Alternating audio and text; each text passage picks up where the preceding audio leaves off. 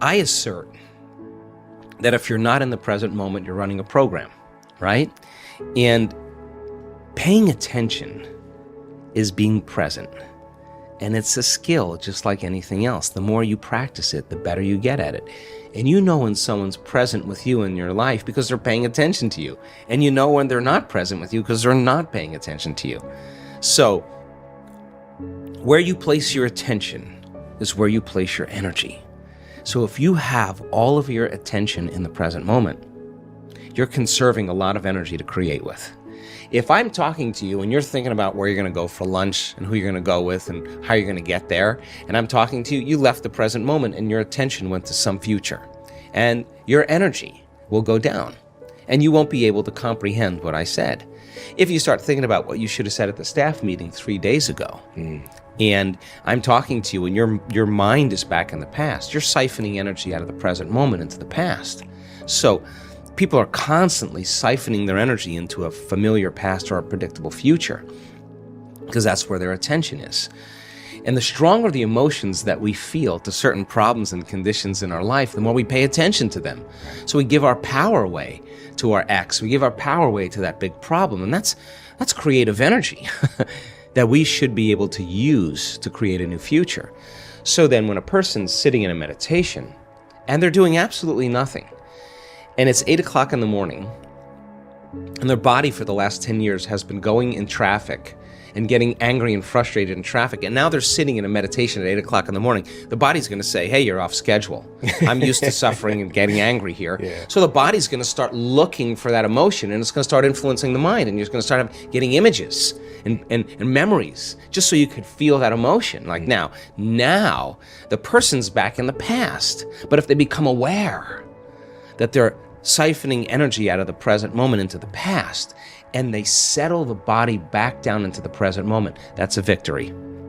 And those victories add up. And you're telling the body in that moment that it's no longer the mind, that you're the mind, and that's a victory. And then people get frustrated and they say, I can't meditate. Oh, really? Well, actually, you're doing it right. That's actually what meditation, you're doing exactly what you're supposed to be doing. And then all of a sudden the body says, well, it's 8:15 now. This is when you normally, go get something to eat and you have your coffee and your body's starting to want to get up and do something. You become aware that your body wants to get up and move and you're in the meditation. And you tell your body, You bring it back to the present moment and you settle it back down. You are training the animal. That's a victory. Now you're executing a will that's greater than the program, because most people lose their free will to a program. Now you're telling the body, I'll tell you when we get up, not when you want to get up. You're not the mind, I'm the mind. And that's a victory. Now, we've done the research on this. If you keep doing this and you stay with it, sooner or later, the body's going to surrender to a new mind.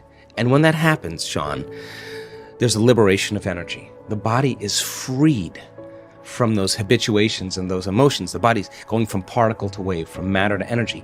And all of a sudden, you're dialing down the anger. You're dialing down the vigilance, and the body now is being conditioned to a new mind. That is the present moment.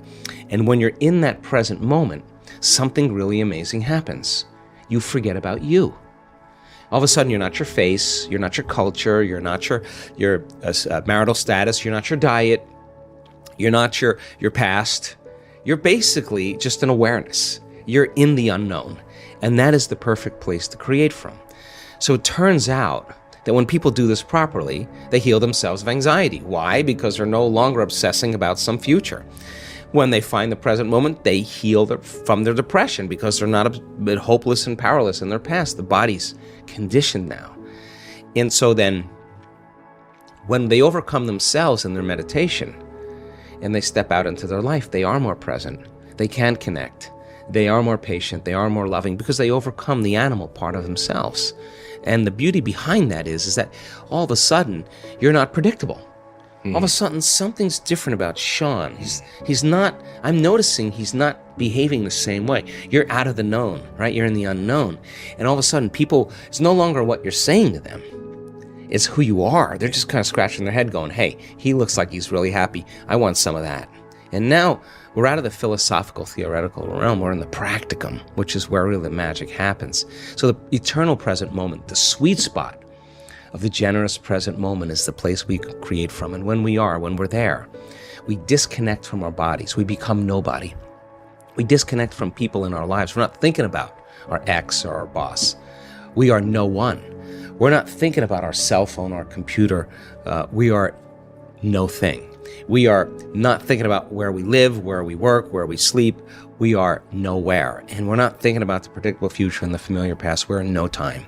And when you're disconnecting or dissociating from everything known, you're in the unknown. And that's where the magic happens. Well, the word meditation means to become familiar with. That's exactly what that symbol means. Familiarization. So if you're sitting in your meditation and your brain is going, you can't quit, it's too hard, you're becoming familiar with those thoughts, that's a meditation. There's no such thing as a bad meditation. There's just overcoming yourself. You're sitting there and your body wants to get up and do things and check your email and check your texts, and you become aware that it's doing that, and you become familiar with that, you're in a meditation. If you're realizing that you're angry and frustrated and resentful and all you're doing is sitting there, that's in there. Now you're becoming familiar with that old self. That's a good thing. And if you start saying, what thoughts do I want to fire and wire in my brain, and you keep firing and wiring them, you're going to become familiar with those. You start reviewing who you're going to be when you open your eyes, and you keep reviewing it, reviewing it. You keep firing and wiring, it's going to become familiar to you. And if you trade resentment and impatience for gratitude and freedom and joy, and you start making those chemicals in your meditation every single day, I swear to you, you'll get familiar with that. So the process of change is unlearning and relearning. It is breaking the habit of the old self and reinventing a new self. And we use meditation as a way to change our brain and body to be different, be greater than the environment, be greater than our emotions and habits, and be greater than the predictable future and the familiar past. So meditation is a way then to get us in the right state of mind and body. So when we present ourselves to the world, we're a better expression of it. And then practicing and staying aware your entire day so that you can actually master something about yourself. Now, what's the side effect of that? You're more in love with you because you overcame you. And as you overcome and you keep overcoming, you're going to become somebody else. And so the beauty behind that is then your life begins to change in really mysterious and unusual ways. And people say, oh my God, I was so happy I forgot about my back pain or my neck pain, or I forgot about my food allergies or whatever people are dealing with. Something biologically shifts in them and they're freer. They're more whole. They're less separate. They feel more pleased and satisfied with themselves. And they really don't care what people think of them. And they really stop judging other people because they're not judging themselves any longer. So you could only talk around these concepts. You really have to really apply them to really begin to see the fruits of your efforts. But common people around the world are doing the uncommon because of it.